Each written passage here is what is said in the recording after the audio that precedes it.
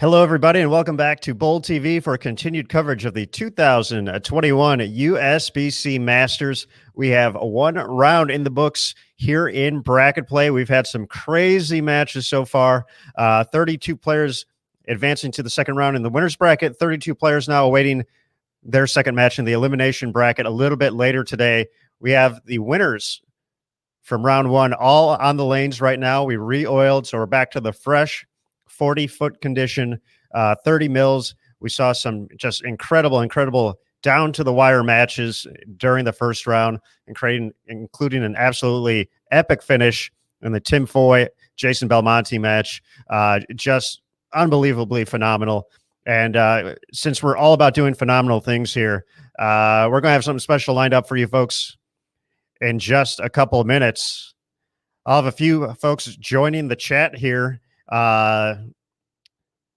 as we come along, but big thanks to the hard work in between the blocks by Michael Flanagan and Jason Thomas. They did some crazy things, because after all they've talked this week about Chris Barnes and Norm Duke, they just so happened to face off in this match. So specifically here on our main commentary channel, no place else you can get it right now. This is the only place. Through the power of the wireless internet and some crazy magic, we're going to have Norm Duke versus Chris Barnes on 7 and 8 for this round. And this is all assuming the Wi-Fi holds up. So if you have any folks you like to make wishes to ensure that Wi-Fi works, wish hard so we can watch this match in its entirety. But away we go, everybody. There they are.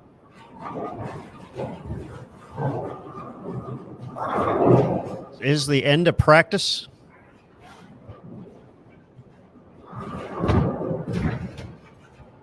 Competitors had 15 minutes of warm-up, and as we settle in for this epic showdown, let's bring in first Jason Thomas.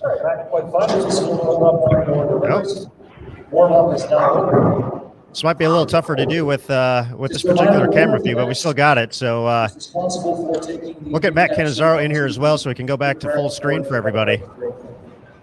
There's Matt. Let's go back to the full screen here. But guys, a matchup of legends of the ages taking place here. JT, you first. Scoreboards are happening in the second round. It seems unfair, but the fact that's happening, pretty darn cool. Yes, it is. Jason Thomas versus Mike Flanagan for all the marbles right here. I've got Barnes. Flanagan's got Duke. Happened a little earlier than we thought it might, but here it is. And we spent our whole quote-unquote break trying to figure out how to get a camera, a 7-iron away from where our closest live stream pair is in the building. And as long as our Wi-Fi holds up, we'll be able to bring it to you guys. Pretty exciting stuff. We certainly appreciate you guys going to the effort to make this happen. I know the folks in Bowl TV are going to be going pretty crazy for this, knowing just knowing the talent and history that these two players have created over the years. But talk about a shot maker's ball on an incredibly tough condition. We've seen some craziness. We saw Norm go 144-273 on his way to win his first match for Chris, defeating Maria Jose Rodriguez to set up this epic matchup. We thought it was crazy to begin in that first round. It just got better. Yeah, and this, this is all you can ask for right here. Two greats. Nick Hoagland said it earlier in the week. I think there's going to be, I guess, what did he call them? Old dogs making it on the show. That was his. You asked him for his big prediction, and his big prediction was we're going to see one or two quote unquote old dogs on the show, and the two top ones are bowling right here. Good luck, Jason. Good luck, Michael. Matt, for you, We've seen these two guys do just about everything that there ever is to be in bowling. The one thing missing from Chris Barnes' resume, a Masters title. He's been so close in the past, including here at the stadium. How much momentum you think a victory here would give him in making that potentially come true now as a senior player, hitting that big 5-0? Well, I think Chris knows as well as anybody the significance of this event and his performance in it over the years. There's no doubt it's one that he absolutely would love to win, but he knows he can get there. I know he's not thinking that far ahead. It's one match at a time, and right now, hopefully the world will see it. Appears right now we're seeing a handy cam. Yeah, we'll go fix that. I think we're in demo mode here, so we'll go change that out. Why don't you switch to a different shot? All right, and we'll get that fixed. But we'll get back to that match as soon as we can. Well, in the meantime, while we have this quick break in the action, we'll head over to our pair that features not one but two matches going on. AJ Chapman and Martin Larson, who are actually paired up throughout the course of the week, and Nathan Bohr and Stuart Williams, better known as Beef Stew. So that's going to be a good matchup as well. So we will keep an eye on everything going on down on the high end.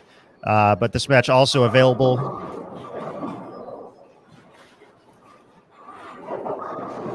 in your channel navigation. If you're watching on desktop or laptop on BowlTV.com, just go below the video. You'll see the channels there.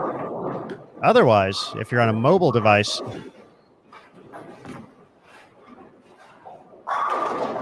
top right-hand corner, find that 4-box window pane, and you can select your channel navigation that way.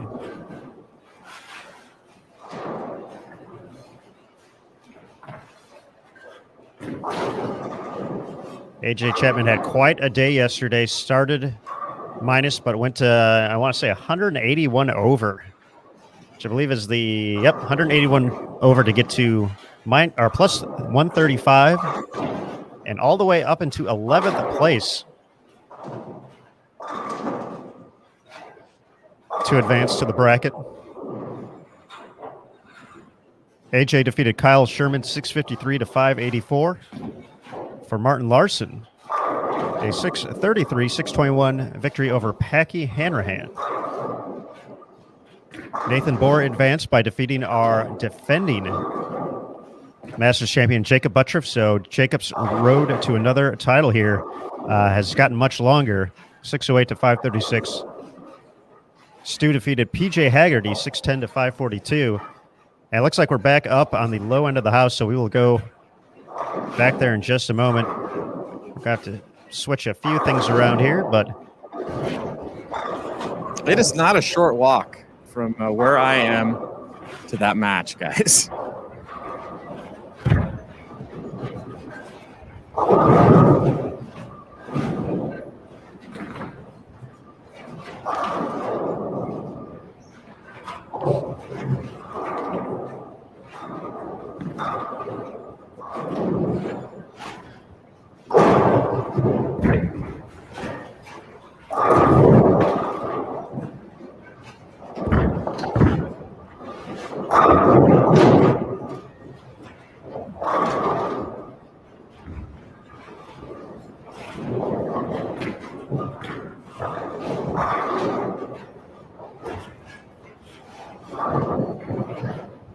the match is available right now on our other featured channels, starting on lanes, or I guess the channel name 39 to 42.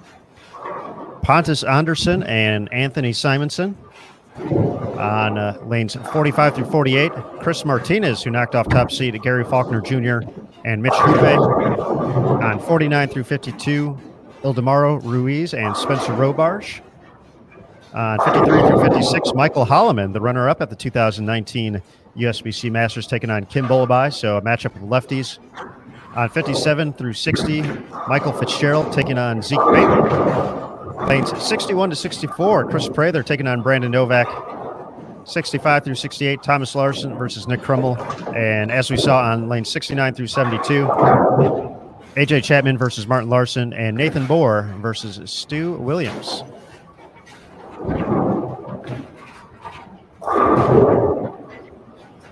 We do have other matches ongoing. Of course, you can follow along with those with live scoring.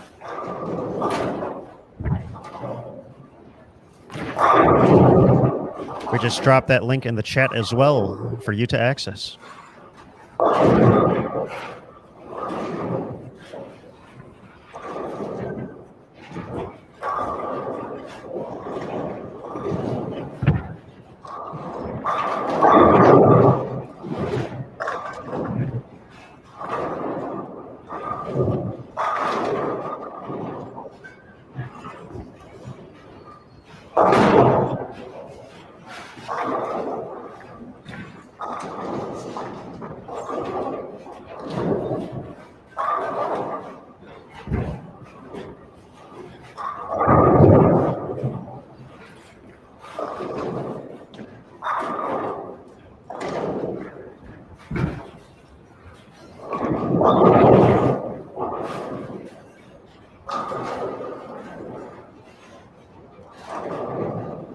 Thirty-two bowlers on the lanes at the moment.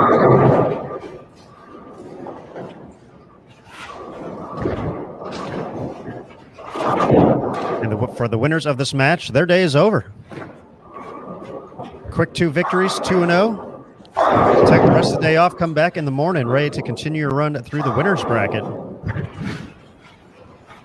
a couple of long days already in the books for these competitors, and a win here, not only great for your chances to continue on in the winners bracket, not have to head to the elimination portion of it, but chance to get to enjoy a nice full evening in Reno, Nevada.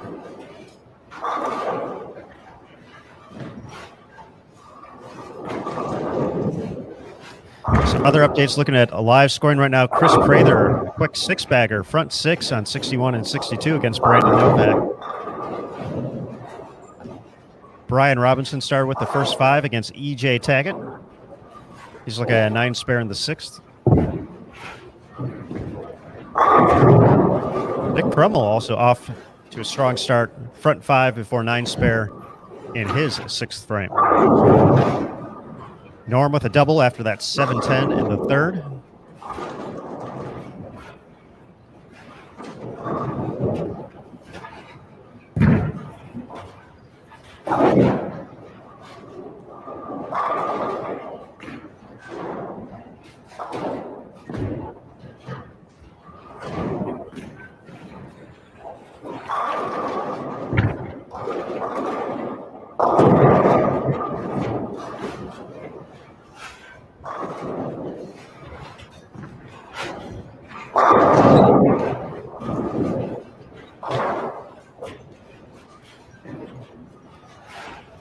And once again, bonus coverage of an amazing matchup here at the USBC Masters here in 2021. Chris Barnes, Norm Duke, game 1 of this 3-game total pinfall match.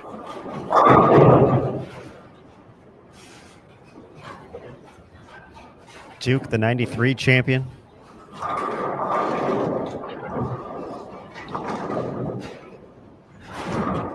Barnes with 3 runner-up finishes here at the Masters.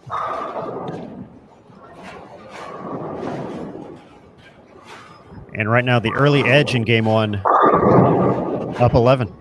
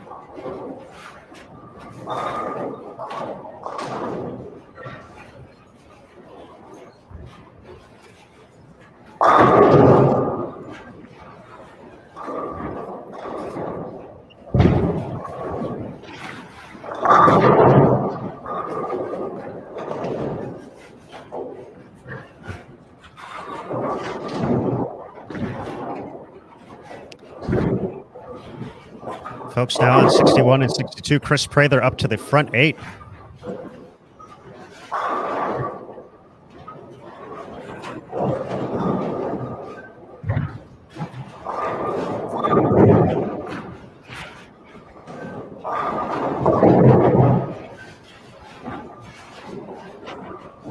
In his matchup against Brandon Novak, and if he gets number 9, we'll take a quick break from this match since there are a few frames on the other side, and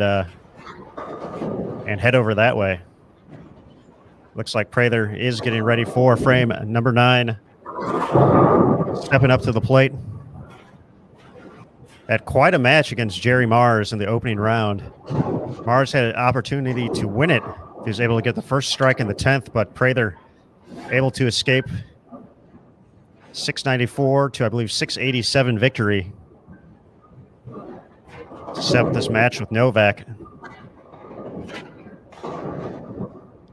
And we'll be staying here. Chris got that one out the window.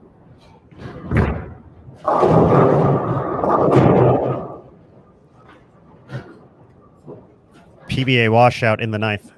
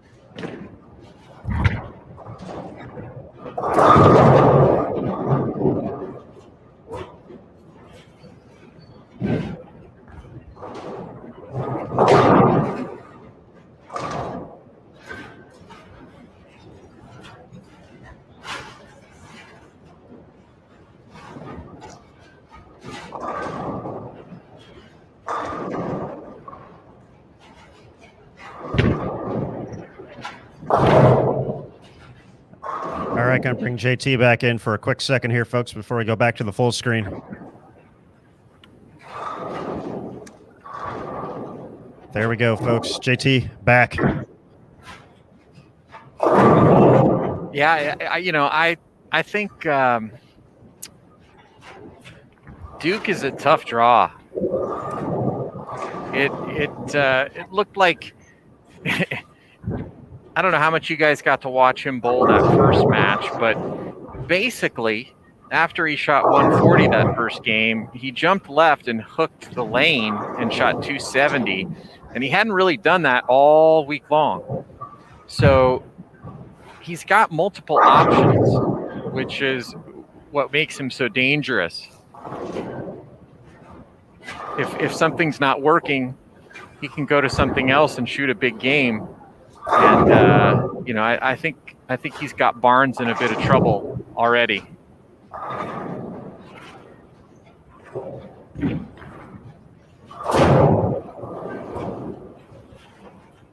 Barnes now looking at his third consecutive spare with the conversion of the 1-2-4.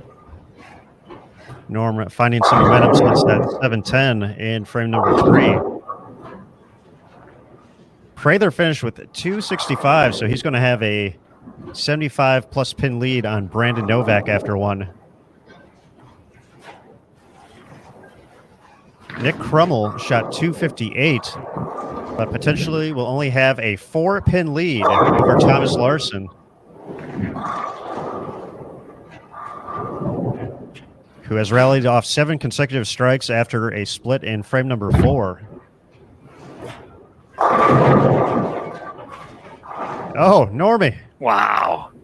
Making him dance, but not enough to topple the 10. Throwing 2 different balls.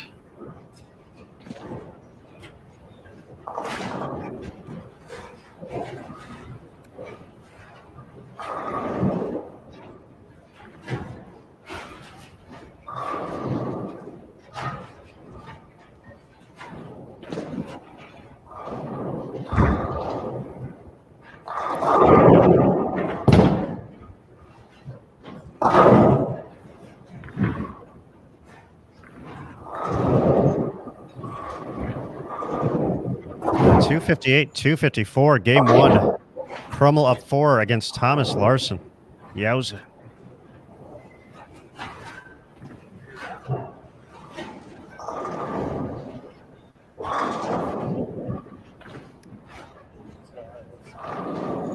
Looking like a nice matchup on 29 and 30 between Brian Robinson and EJ Tackett. Robinson in the books with 244. EJ can still get to 238 this game.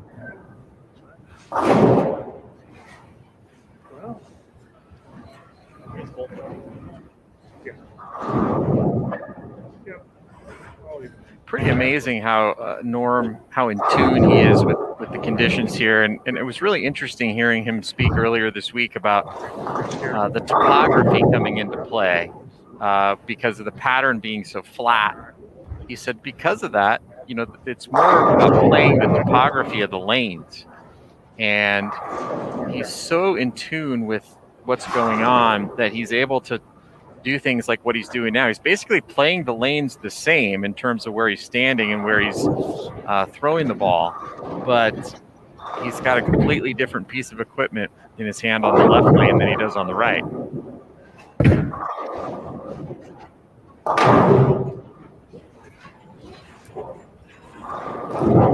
Apologize for the little blip there in the Wi-Fi, but we are pulling out all the stops to bring you guys this match.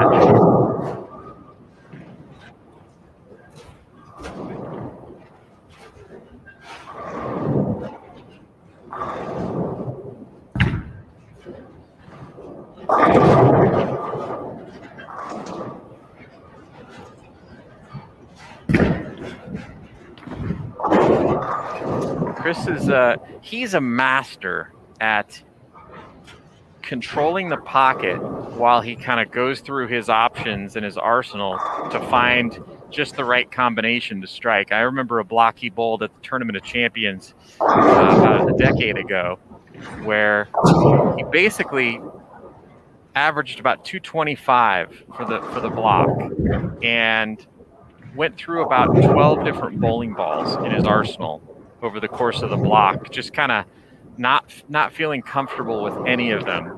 And he was in the top 10 in the tournament after the block was over. And I remember talking to him after, and he just said, yeah, I never was even close the whole block. I was just trying to figure out something. I never got comfortable.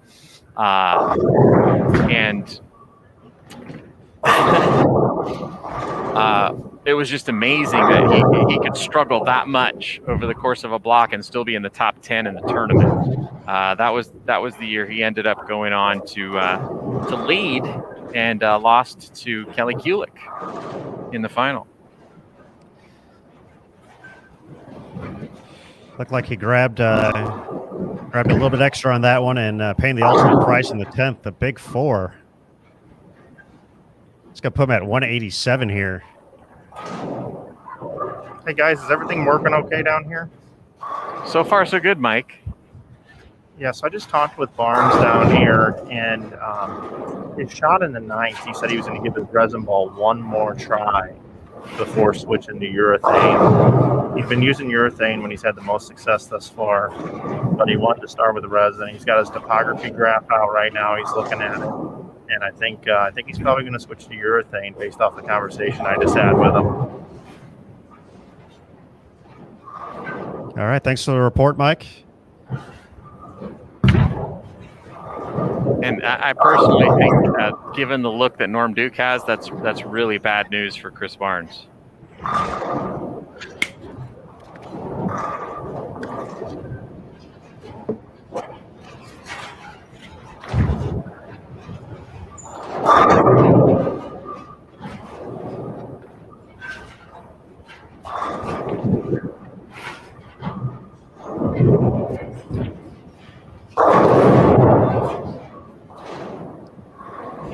Toby Sambueno up 203 to 194 against Will O'Neill. Brian Robinson 244 to 238 ahead of EJ Tackett after one.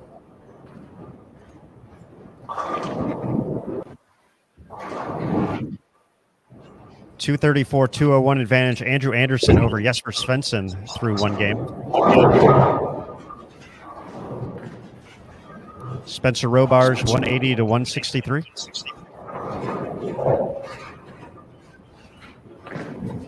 Against Ildemaro Ruiz. Michael Fitzgerald, 212, 192 advantage against Zeke Bates.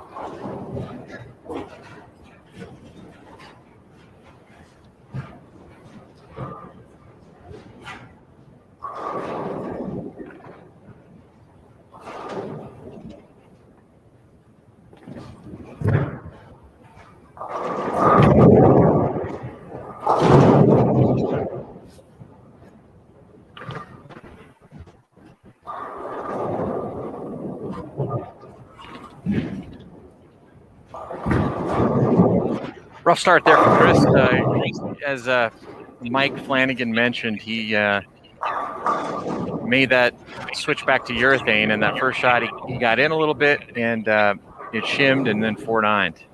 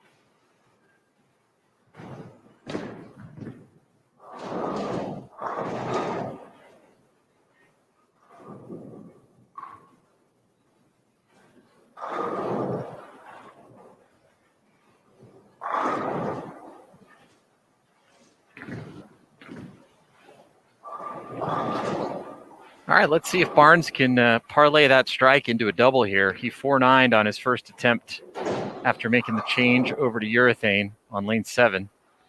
See if he makes a little adjustment here.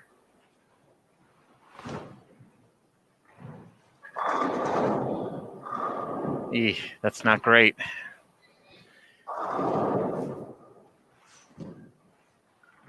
I think he'd like that one. I mean, the last shot he threw, I think he got it in just a touch and hit 4-9. And so I think he told himself, let's make sure we get this one a little right, which he did. And it never hooked. And I really think that's why you're seeing Norm Duke throw the 2 different balls, because there's a little bit of a hang spot on that left lane.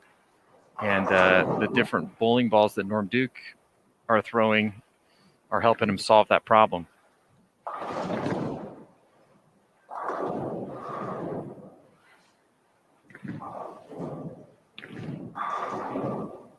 Chris Prather with another big game, working up on 59 and 60, or 61 and 62. He's got spare, strike, spare, 5-bagger.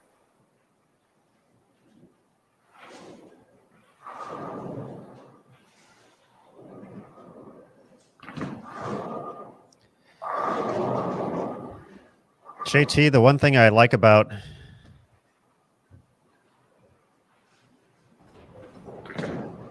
this particular angle that we got on this pair is getting to kind of see both Chris and Norm kind of fidget around with the equipment as well. I know Norm is legendary for his meticulous work of the tape to make sure his fit is absolutely right, and it's kind of fun to see it from this angle too.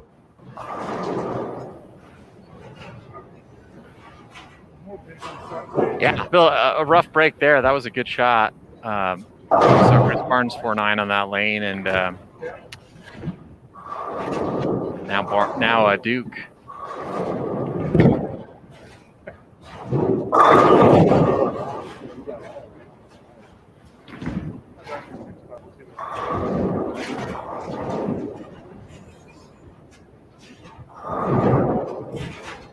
Norm Duke's last win, very memorable, was really cued by a 4-9 conversion on the show, if you guys remember that. So let's see if he gives this one a run. He's one of the best at making these tough little splits. Oh, wow. Just missed.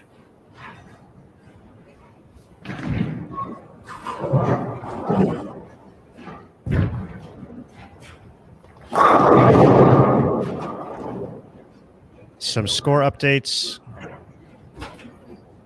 from our featured pairs. Anthony Simonson up 227 to 138 against Pontus Anderson. On lanes 39 through 42. On 45 through 48, Mitch Hoope 192 to 184 advantage over Chris Martinez.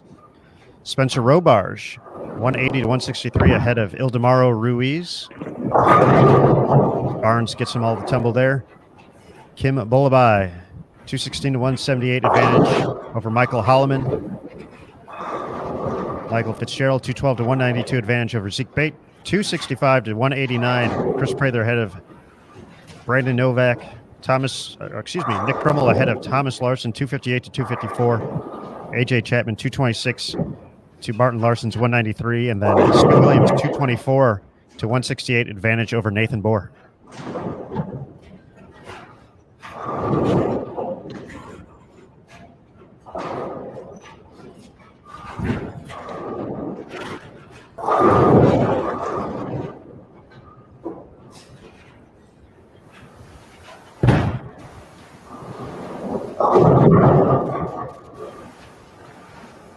A trip too. My goodness. Yeah, that's why we're seeing Duke with the two different balls. There's a little bit of hang on that left lane, and Chris has seen it the last two times. The one shot he got going up towards the pocket 4-9, and then he said, "Well, I can't do that," so he moves his eyes a little bit right and goes 2-pin, and then rolls the 2-pin. So he's going to have to figure out a little bit of a different strategy on that lane, whether it's just a hand position / speed adjustment with the urethane, or if he's going to have to go the same route as Duke and throw the two different balls, and Duke actually making the switch on the right lane to the stronger ball.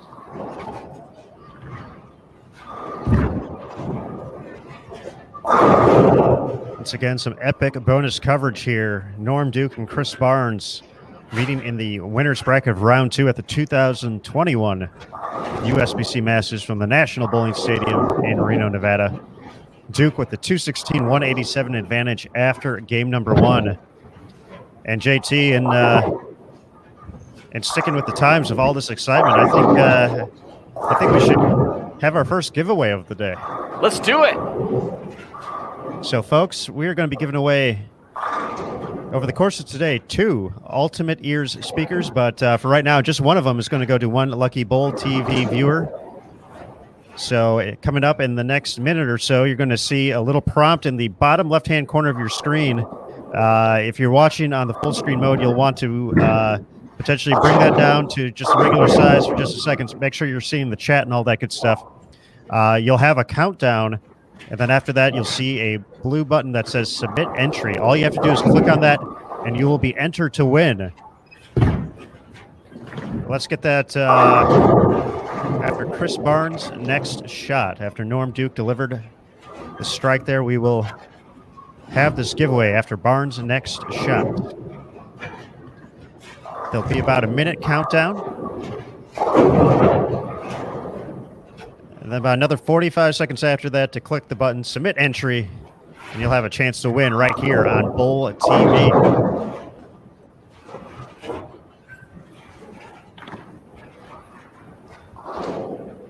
So Chris, being the showman that we know, I'm sure will strike to get you this giveaway coming faster. As soon as he makes sure his fit is good to go. Well, this is his good lane, so it behooves him to take advantage of that break that he got on lane 7 with the rolled 2-pin, and then make some kind of adjustment to get the ball around the corner on that left lane.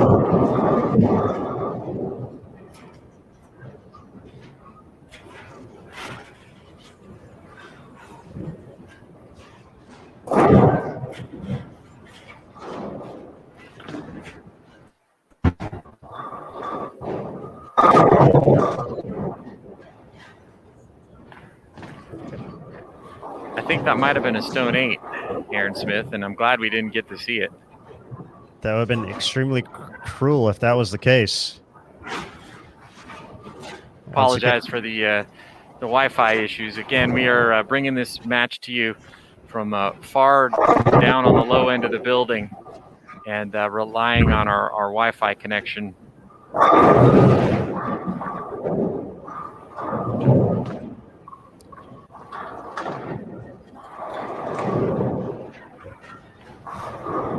Let's still get ready, folks. Giveaway coming up. Right now, we got the spare conversion. Let's do it. Mike Flanagan reporting with the solid 8 in the chat.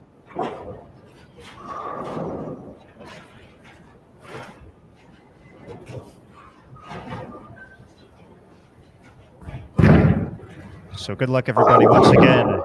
You can take home Ultimate Ears speakers from Bowl TV.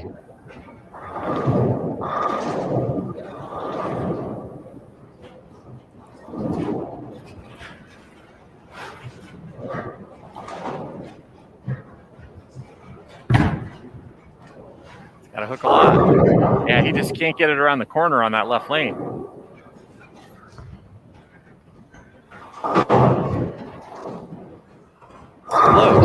Close, but there's a little bit of hang when you get the ball going right on that on that lane. Norm has it solved with a little bit stronger ball. Obviously, not throwing urethane, he's throwing reactive and a little bit deeper. And he's able to get the ball to come around the corner, whereas Chris is not at the moment. And now chopping the spare.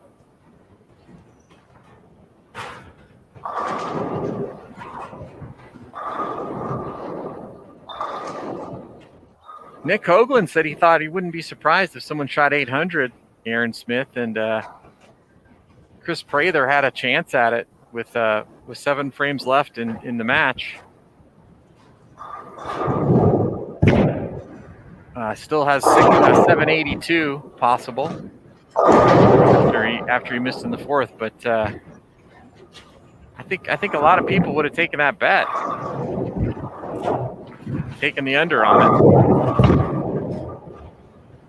So Chris Prather showing it's possible.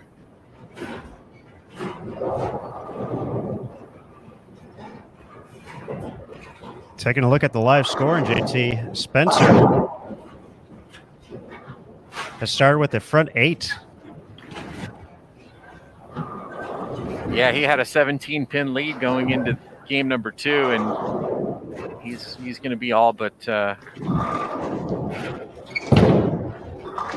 winning that match with a couple more strikes. Maybe even not. Even if he just stays clean the rest of the game, he'll be more than 100 pins ahead with 1 to go. That's a great story. One of our winners bracket players going into tomorrow will be someone who's not even in college yet. Pretty crazy. Spencer has already had quite the roller coaster ride of a bowling career. So much success. A junior gold champion, a USA Bowling National Championship winner, multiple Storm Youth Championship wins. He's qualified for the U.S. Open in the past while taking some time away from Kickapoo High School. Great name there, Kickapoo.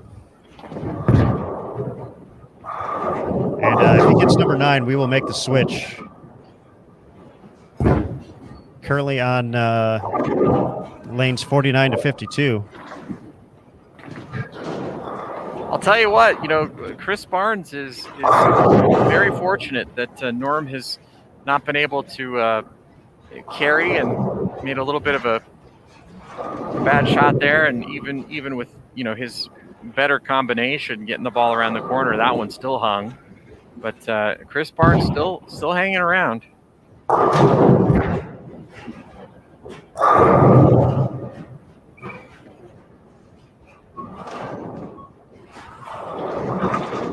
And he did get the 9th one, so going for 300. He also, in case you didn't know, he already has the record for most 300 games by a youth bowler. Just bowled his 45th 300 game recently. He may have more. I heard about the 45th. But this might be the biggest one of his life. Well, let's head over there then, JT. See it after Chris's shot here.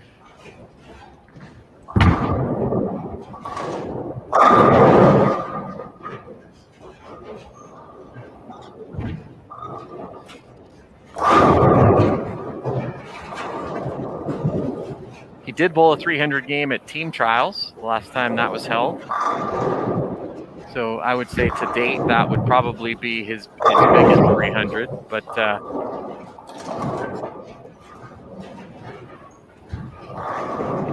this is the Masters. And this is Spencer Robarge. Looking for 10. Pants, give us power. Let's get it. Just roping it. Roping it in there. The pins splattered like the colors on his shirt. They did. That is impressive.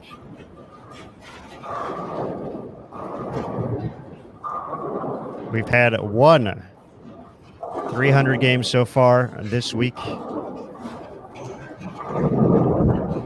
It almost didn't happen in qualifying. It took to the second to the last game for Dale Coffey to connect. For all 12, just one so far. Spencer looking to make it 11. I ran into Spencer on the break between last round and this round. He was just kind of studying the bracket board, which is interesting. I'm not sure what he was looking at, but he was just standing there looking at the bracket board, just kind of looking it up and down, seeing who was maybe ahead and who was in the winner's bracket with him and who he might be facing. But he was just calm as a cucumber. We'll see if he's got one more in JT. Visualizing 11 in a row. That was right all the way. And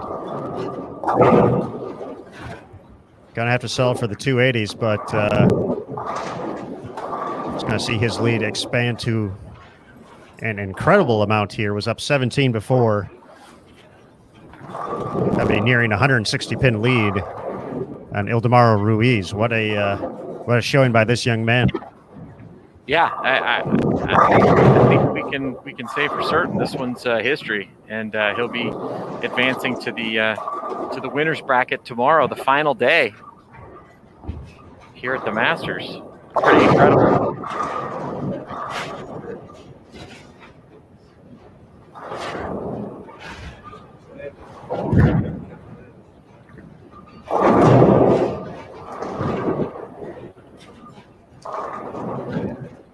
Looks like Norm Duke continuing to try to find a way to carry and just letting Barnes kind of hang around.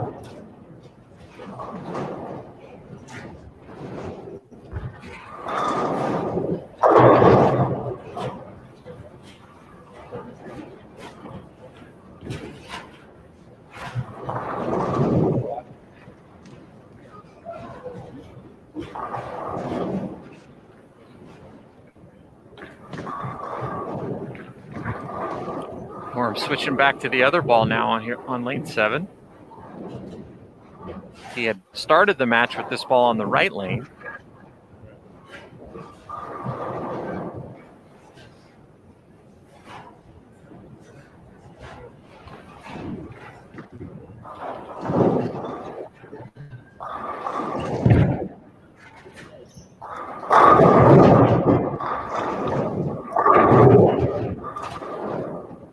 Again, our apologies for the limited quality here on this shot. We've got Mike Flanagan down on the low end with a wireless camera.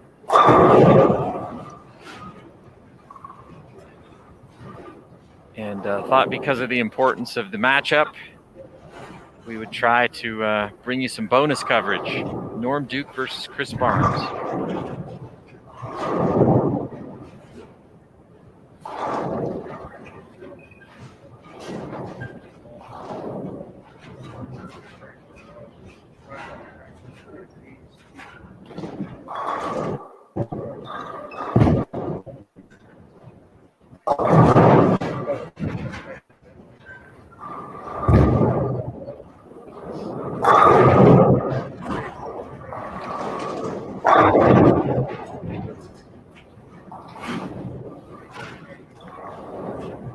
Chris Prather about to wrap up his match over Brandon Novak. He's cooled off just a little. But he's going to shoot a big set to send Brandon Novak to the elimination bracket.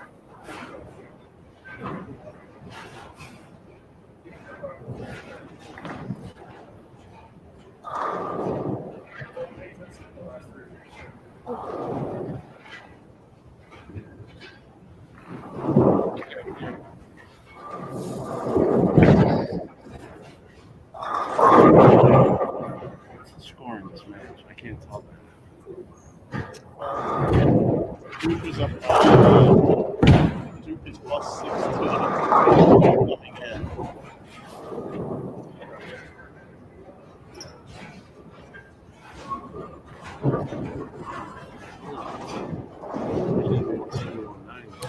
So Duke finishes with 191, which gives him 407 for the two games. Chris Barnes can go off the sheet for 194. And really needs to finish this game with a few strikes.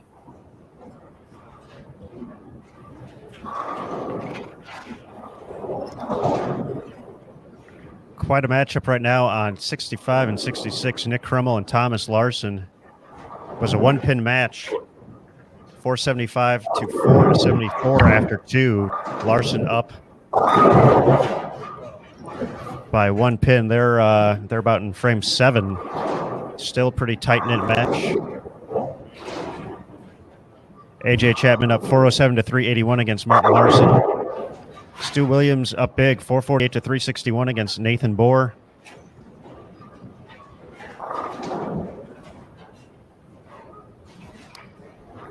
Kim Bolabai up 396 to 332 against Michael Holloman.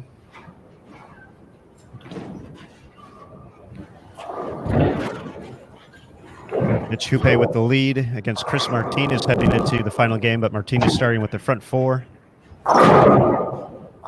Anthony Simonson a big lead heading into 3 against Pontus Anderson. Chris Pye up 2, 454 to 452 against Tim Foy Jr. Both of them starting with a couple of strikes on the low end of the house. AJ Johnson up 461 to 446 against Cortez Schenk.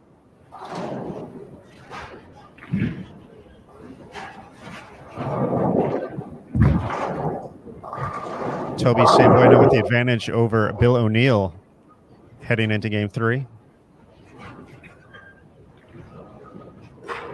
Zeke Bate ahead of Michael Fitzgerald.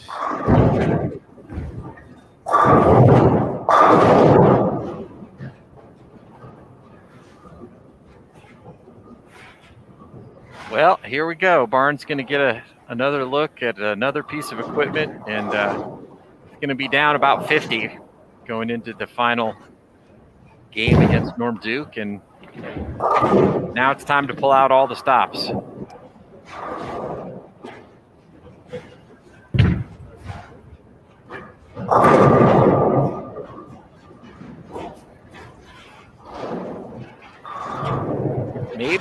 Maybe a little something there.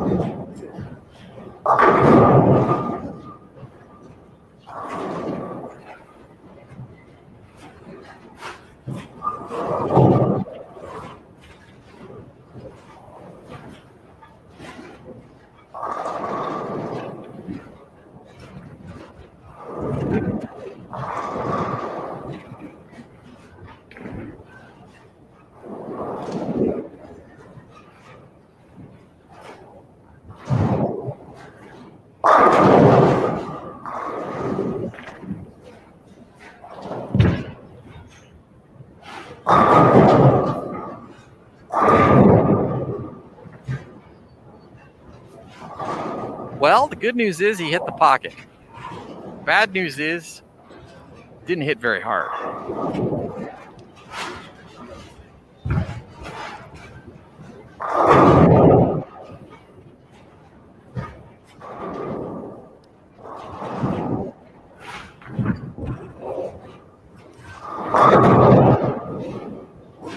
We'll get back to this match in just a second. Big finish coming up on the high end of the house.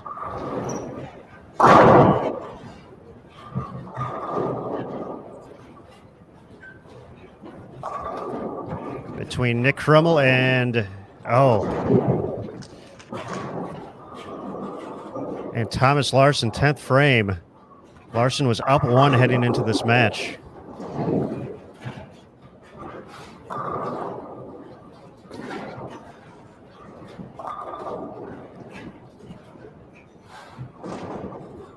Would have been a huge strike to kick off the 10th for Nick Krummel. But that 10 pin that did not fall down. Stacko drop his max to 205. Thomas Larson.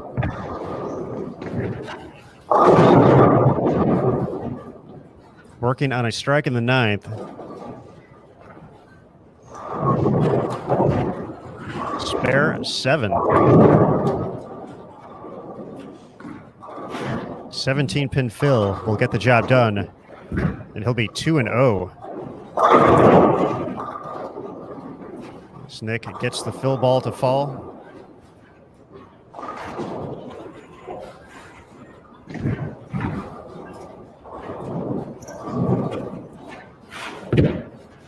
Thomas Larson still playing them incredibly directly.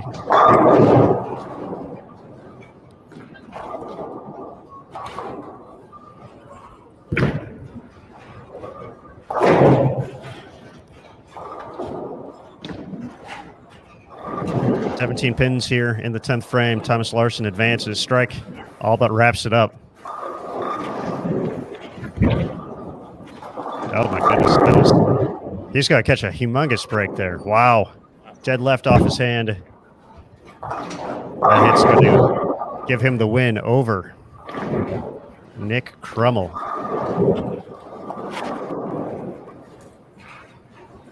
With that, let's we're going to have a few different things going on here, folks, but we're going to bring Chris Prather into the broadcast. Then we're going to go back to Barnes and Duke. So there's Chris. He's in the middle. Hi, Chris. What's going on, guys? It's good to see you. Congratulations. 2 wins. You're done for the day.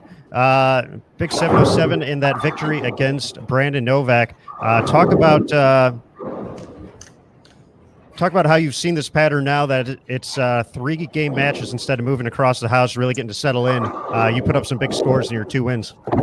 Yeah, so beginning with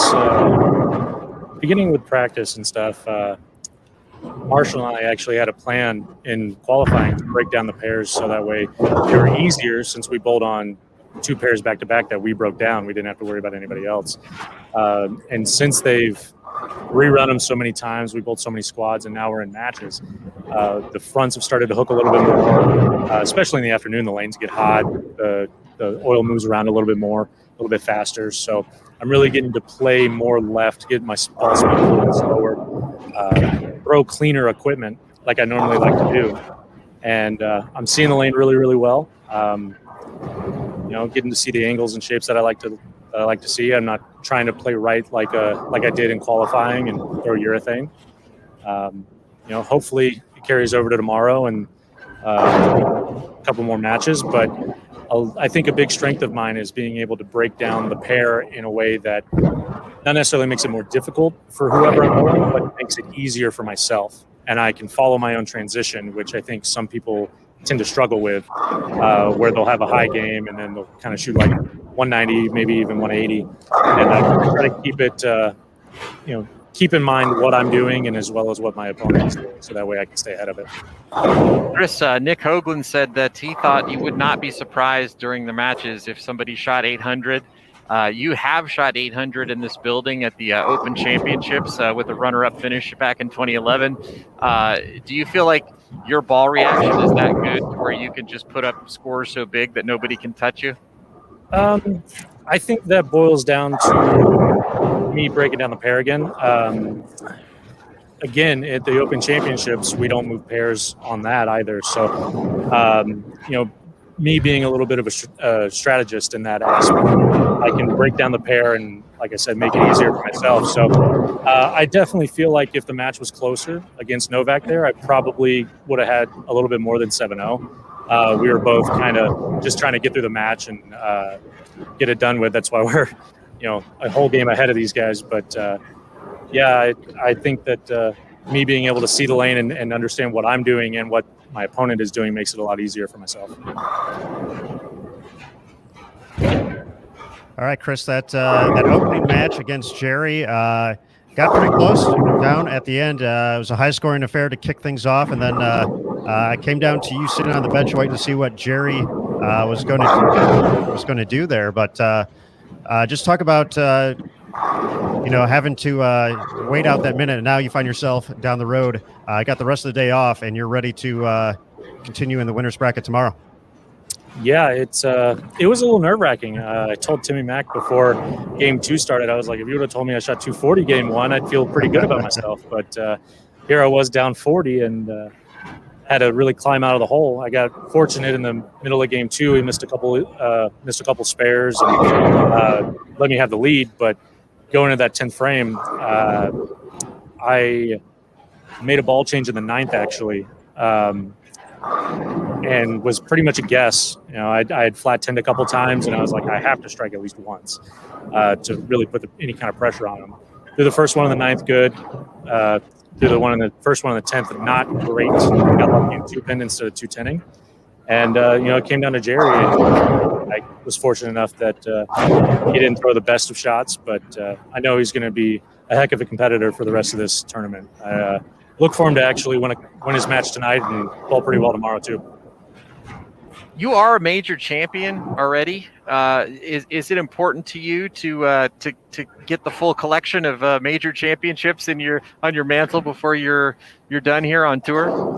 Yeah, that would be huge. It's definitely one of my accomplishments. I've been working my whole life trying to really fine-tune every aspect of my game, being able to play, the gutter like 1-2 and be really accurate, comfortable there, as well as the other gutter, lofting it over the gutter. And we see a lot more of the ladder on tour, but this week I've been able to experiment and use a lot of the tools that I've been working on for the last 6, 7, 8 months, and to have success with it has been really eye-opening, and it shows the hard work that I've been putting in. And I'm really happy with how this season has gone so far. So yeah, if I could win the Masters, win the US Open, win Players Championship, win World Championship, that'd be incredible. Get up there with some of the legends. Out of all the majors, which one do you feel like is best suited to your game? That's tough. For me, I'm going to go with DSC right now because I've had 2 really good years at it. But, I want it to be the U.S. Open because we roll on different patterns. They're always hard, and it's always more of a grind than it is, a strike fest. And I would like to believe that no matter what's out there, I have the tools and the mentality and the mental fortitude to be able to figure it out and still have good scores at the end of the day. Well, you're going to get a chance at it here in a couple of days, but we've got one more major to settle before then, so good luck the rest of the way here. Thank you so much, guys.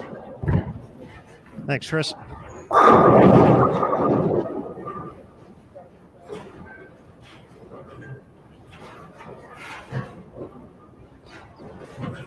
All right, everybody, that was Chris Prather joining us here on BowlTV.com.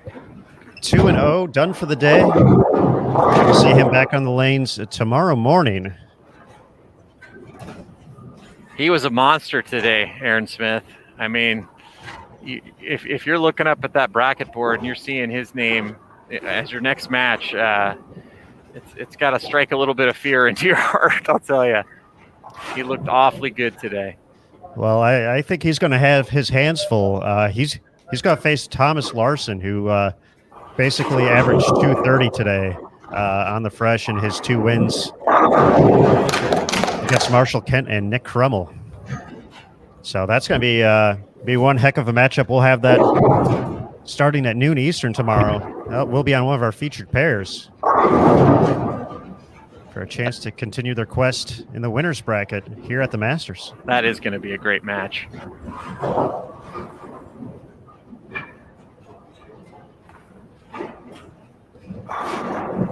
Well, this one's not quite decided just yet.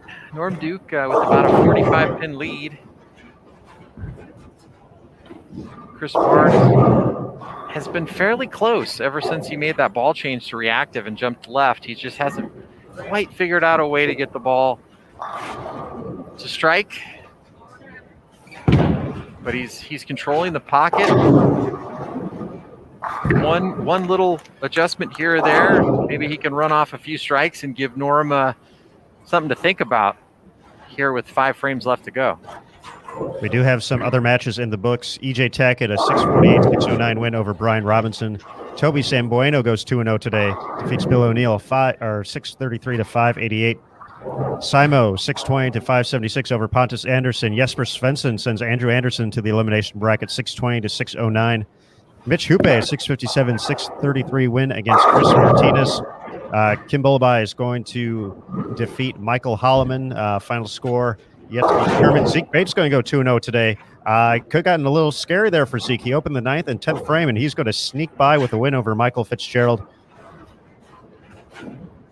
Just a couple updates across the house right now.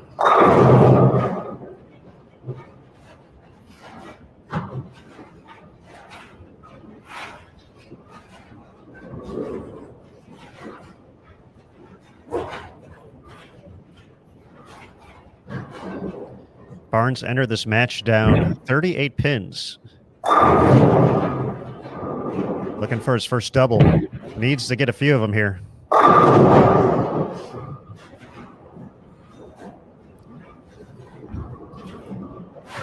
There it is.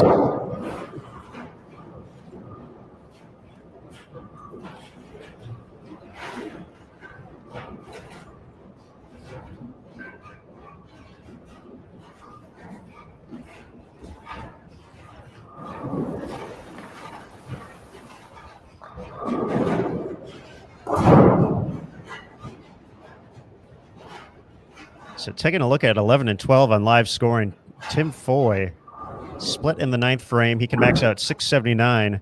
Chris Vi, 9, getting ready for the 10th. If he strikes out, he shoots 678. So an opportunity once again as Norm is going to get the hit on the messenger. Timothy Foy Jr. may be in position for a second time to have to strike out in the 10th to edge his opponent.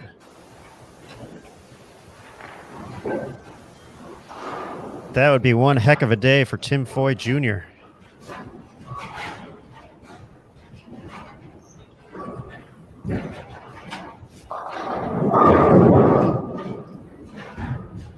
Spencer Robarge is going to get the win after the big 288.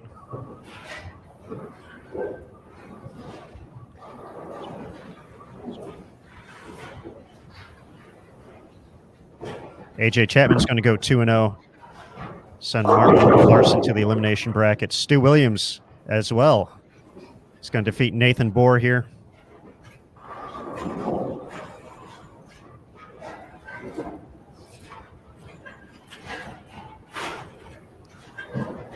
Chris Vi got the first one in the 10th. Did not get the second one. Give away some count two, a 6 split.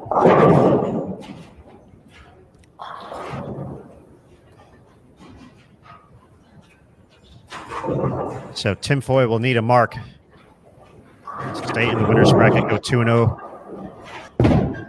Double opportunity for Norm. That looked left the entire way, and he is not going to get the 9-pin to fall on the Brooklyn hit. Little bit of light for Chris Barnes. Hanging around, hanging around.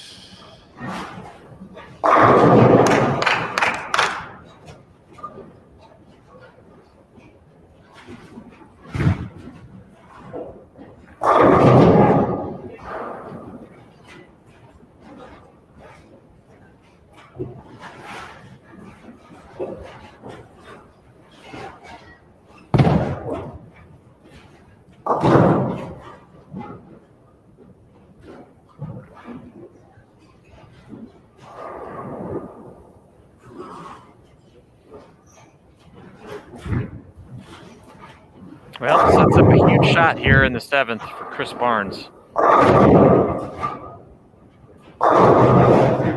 If he could get up here and throw a double in the 7th and 8th, he'd be right back in this match, and I would venture to say get a little bit of a reaction out of him too. We saw a little bit of that when he got the double on the left lane. Can he make it one more here? Oh. Skinny jeans. High flush just gets the 7 out.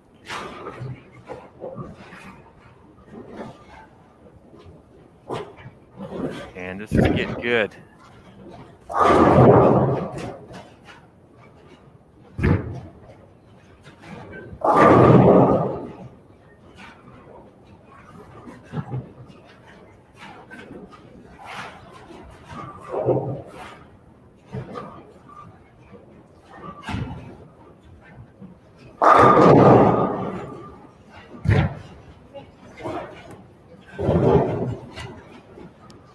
Tim Foy, a 679, 662 victory over Chris Vi. Chris Barnes looking to keep it going here, 8th frame. 3 in a row looking for 4. He must have heard me say it. I don't know if he did, Aaron, since you're in Dallas, Texas, and he's in Reno, but it seemed it was so well timed. But man, this is a huge shot. Absolutely huge. 259 still out there. Yeah, something came crashing down. 259 still out there for Barnes. Duke on a 205 pace. Difference was 38.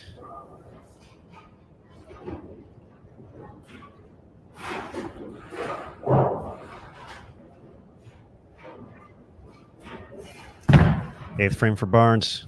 Oh, 4 in a row.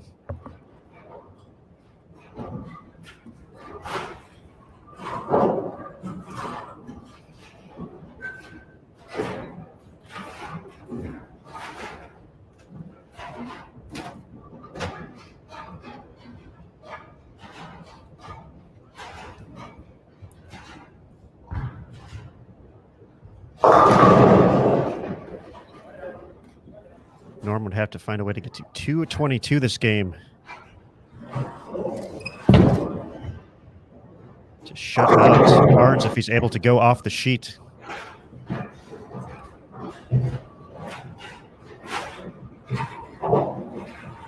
Norm gets the strike in the 8th.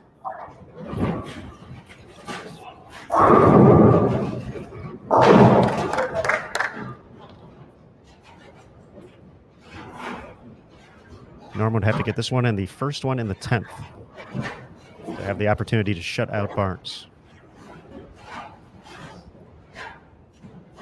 But while we wait for this 9th and 10th frame to come up, we're going to bring into the show Spencer Robarge, 2-0, moving on to the winner's bracket. Spencer, welcome to Bowl TV. Excellent performance these past couple days. How's it feel to be 2-0 and moving on to the next day here?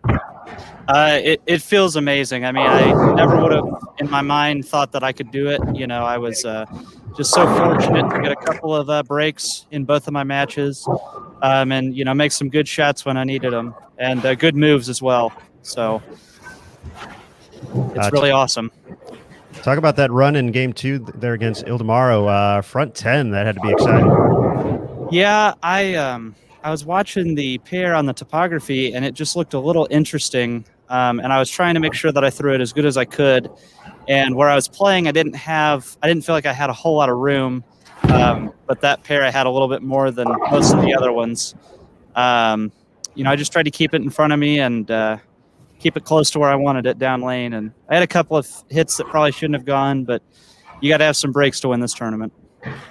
Spencer, we saw Jillian Martin really have a great PWBA kickoff classic. Obviously, you bowl a lot with Jillian. Is what she did there kind of inspiring you to do well here this week against the top PBA players in the world? Yeah, I mean, it's, you know, what she was doing was absolutely amazing. And, you know, I was planning on bowling the Open, and I got in for the Masters, and I just wanted to make the most out of the opportunity. And that's what she's been doing in the PWBA tournaments, and she's going to keep going. She's too good not to. So, but yeah, it's amazing to be doing something that would be even considered close to what she's done over there in the PWBA. Big shot there from Chris Barnes. He's going to have the opportunity to lock this up here in the 10th frame against Norm Duke. Still a chance to shoot 259. Spencer, I know you've had the opportunity to work with Chris over the years. What's some of the best advice he's given you getting ready for an event just like this? Just making your spares is the big one. That's kind of what I've been trying to do a lot this week. And I've had some games where I've been pretty good on them, and I've had some games where it's been a little interesting. But, spare shooting, making sure you're making the best shot you can, and trying not to split too much is some of the best advice he's given me. What are you going to do to him if you have to bowl him later in the tournament? Well, he's just another opponent. We're going to do what we can, throw the best 3 games I can against him, and hope that he's a little bit lower than I am. Wow, high hard one right there. That was pretty sweet. What'd you think of that shot, Spencer? That was pretty good. He's playing him pretty tight. That's kind of how I was as well, but he's done it a few more years than I have. So what's the plan for tonight, Spencer? Getting ready for your matches tomorrow? Just going to go back to the room, probably try to decompress and understand what I've done and figure out the game plan for tomorrow. The last game I did a little bit of fishing, so definitely going to weigh those options and see if those are if that's the way I want to go, if I want to keep going the way that I am. So, who do you got rooting for you back home? Who's pulling for you more than anybody? Definitely my mom and my brother. My mom is out here in Reno. She's not able to come in because I'm 18, which is okay. And my brother's back home in Springfield, and he's been watching every round as much as he could. So, well, that's great stuff. Congratulations on making it this far in the tournament, and best of luck tomorrow to you here at the Masters. Thank you so much. I really appreciate it. Thanks, Spencer. All right. Must strike here for Barnes. Duke can still get to 622. This gets Barnes into the high 620s. Oh, are you kidding me? He rolls a 6-pin on a shot right through the nose. And Mike Flanagan is crestfallen. As he should be. Wow. I don't believe Chris Barnes is allowed to have a disappointed look on his face for the rest of the event. After that hit, he is rest of his career. He can return to that at the U.S. Open. My goodness, now just a couple pins here. 5 pins will seal it up.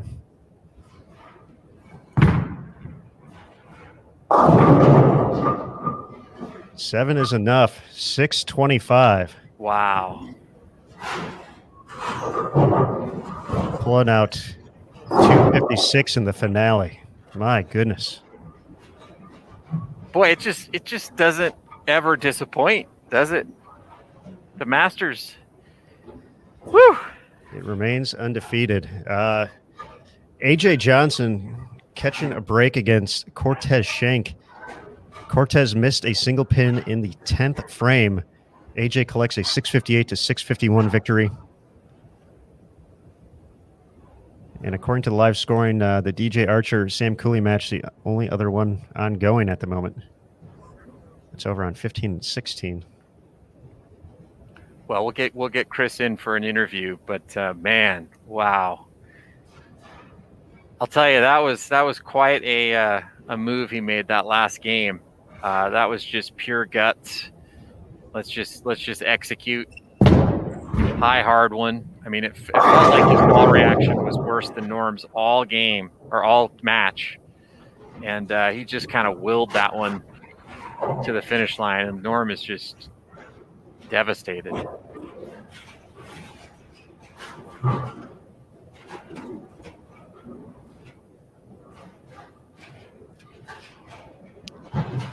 Yeah, that is a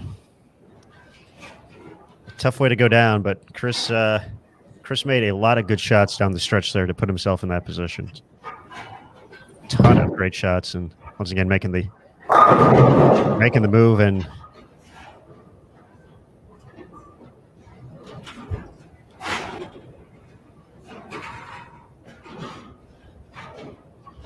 so Norm Duke, a little bit longer trek to see if he can return.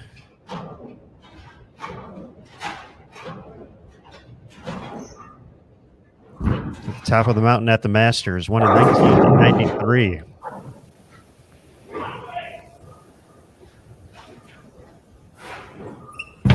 And as soon as Norm and Chris wrap up their duties with the score sheets, we'll get Chris in here for a quick interview. And man, ask him about that epic matchup. Now, does that mean it's settled between me and Mike Flanagan, or does Chris still have to finish higher in the tournament? I think it's still placement in the tournament. Okay, so it's not over yet. So if they end up potentially getting knocked out in the same round, then Chris would get the tiebreaker. So you got the tiebreaker right now. Okay, which is nice. So what if they bowl each other? Then one of them would obviously go to the next round. Correct, but if by chance, they both tied for 13th or something like that, JT, you'd be going to the bank. That's good. Like that. Which is, yeah. There's just a look at all the pairs that we traversed. Well, this match is not over yet. DJ Archer, Sam Cooley got to 645. DJ Archer can get to 650 with all three in the 10th, so he needs the double now. Sam Cooley doubled in the 10th to force DJ to double. That appears to be the first one. Excellent camera work there, Mike Flanagan. Versatile as always. Mike Flanagan, the chameleon, the bowling media industry.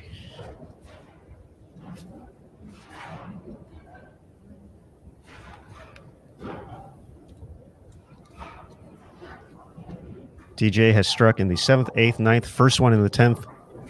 Needs this hit and 6 pins to stay in the winner's bracket. Otherwise, Sam Cooley on the bench with 645.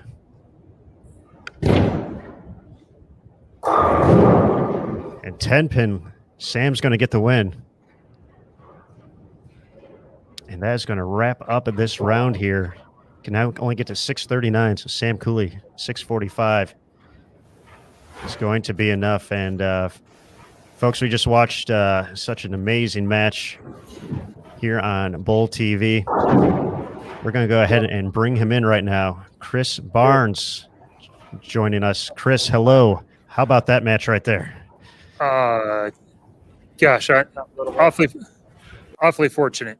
I don't even know what else to say there. I didn't throw a real strike on the left lane until what was that? The sixth frame of game 3. I had a Brooklyn and I had a roll 2, and so obviously not too many doubles in there. I was surprised that Norm let me hang around so long, but there was a spot on the left lane where anything to the right just 2-pinned every time, and it put the face thing definitely in play. Very, very fortunate, and got a great break at the end that I guess you can spin it however you want, that I got one back or that I was just plain lucky. Either way, I'll take it. Anytime over a Hall of Famer guy that's that good. I certainly wouldn't throw it back. So I hear you on that. I know Jason wanted to talk a little bit about kind of the transition you made with equipment throughout that match, JT. Well, I mean, it certainly seemed like Norm had a better ball reaction the whole match. You got a few bad breaks in there, solid 8 at a very inopportune time, but it felt like you just kind of figured, hey, this is just going to come down to willing them over and executing this last game, and hopefully Norm will give me a chance, and you did it. Was that kind of what was going through your mind throughout the match? Yeah, ultimately, it was a little bit of an old school match. I used to like them when the 2 lanes were different and all that. Now that, I haven't been, when I wasn't bowling as well, I just think those lanes suck. So, but really, I mean, I got to work over the last couple of weeks, and you can complain about how things are going, or you can do something about it. And my wife Linda got out there, and she got on me a little bit about really just being better and getting my legs better and just making better shots. And so that's what that was on the left lane. I had good ball reaction on the right lane, but the left lane, I just had to, like you said, you just had to pick a spot and just try and hit it and find a way to throw a few strikes on a lane that didn't want to give me any. And I threw four pretty good ones, or three pretty good ones, and then one not so good one. And I guess the stone eight paid back right there, and in about as big a way as you can to get by anyway by Norm. And Norm, Belmo, those guys, those are huge wins. And it always seems like in this tournament, if you can escape one match like that, man, it sure helps your chances a whole lot. Yeah, it's been written quite a bit and talked about quite a bit that this is kind of the one major that has escaped you in your career. You've been close a number of times, including here in this building where you were the tournament leader. What would it mean to you at this point in your career to take home this title finally? I mean, sure. There's about three things on the bucket list. One's to catch Marshall in titles. I guess maybe there's four because getting ahead of Tommy is always on. But he's got a few more years left than I do. So, but the Masters and the Grand Slam and 20 titles all at the same time would be that knocks off a bunch of the bucket list. And so I know I got a limited amount of opportunities left. And as of this time yesterday, I wasn't sure if I guess earlier in the day, it wasn't looking like I was even getting a chance to bowl. So I'm on house money now, and we'll just see where it rolls from here. But I sure feel like some work some people do. Mark Anderson's got me off my butt and got me working my legs out. My wife's making me bowl better, and or else, and so it seems to be paying off. And then my kid's watching now all the time, and he's getting good enough to critique me. So I couldn't make excuses right now if I wanted to.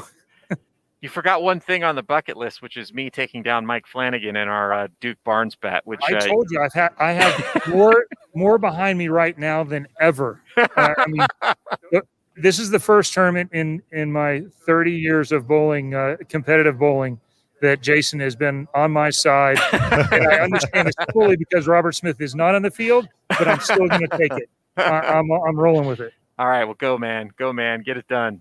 Thank you. Thanks, JT. Great bowling, Chris. All right, JT, we are where'd you go? There you are. There's Matt too. Got to chat with Chris Barnes there after just a crazy finish to that match.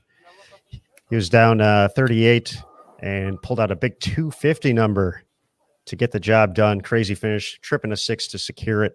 That's what the message is all about, though. Crazy runs, crazy shots, big-time comebacks. And we are down to now 16 players in the winner's bracket. All the folks who fell this match will get a couple rounds off, but they'll be back a little bit later tonight. But for Chris and the rest of the folks who are 2-0, they get the rest of the day off now. How big is that that break moving forward? Not only knowing the moment for you don't have to you can't fall to the elimination bracket today, but resting up after a long day and some long matches. It's huge. I mean, you go into the elimination bracket and you really have a long road ahead of you. The players that lost earlier today, they have 2 more matches to get through tonight just to make it into the field tomorrow.